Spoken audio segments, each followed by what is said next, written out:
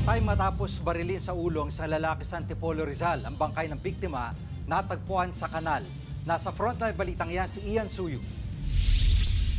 Duguan, basag ang muka at wala ng buhay nang matagpuan ang hindi pa nakikilalang lalaking yan sa kanal sa Barangay Kupang sa Antipolo, Rizal. Nang reviewin ng CCTV sa lugar, 4 na lalaki ang naispatang dumaan sa bahagi ng Purok 4 mag-aalas 2 ng madaling araw.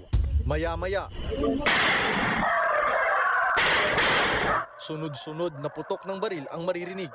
Ilang saglit pa, muling naispatan sa CCTV ang mga lalaking naglalakad pabalik, pero 3 na lang sila. Kwento ng mga residente, pagkapasok namin sa loob ng bahay, pumutok na po yun, sir. 2 magkasunod, biglang huminto, tapos may isa pang kasunod. Nang silipin, dito na tumambad ang bangkay ng biktima na isa sa 4 na naglakad na nakuhanan sa CCTV. Dito sa mismong bahagi ng Purok 4 ng Barangay Kupang nangyari yung pamamaslang. At ayon sa mga residente, wala daw street light dito. Kaya talagang pagkagabi na mahirap ang pagdaan. At posibleng ito rin ang dahilan kung bakit dito pinili ng mga suspect na barilin ang biktima.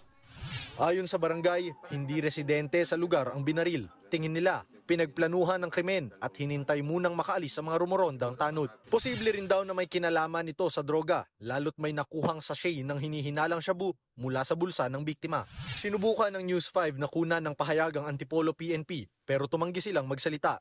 Sa ngayon, inaalam pa ang pagkakakilanlan ng biktima at ang 3 lalaking nakita sa CCTV. Nagbabalita mula sa Frontline, Ian Suyu, News 5. Mga kapatid, Jiggy Manikad po, iba na ang may alam at may pakialam sa panahon ngayon. Para sa konkreto, kumpleto at komprehensibong balitaan sa Frontline, mag-follow at mag-subscribe sa social media pages ng News 5.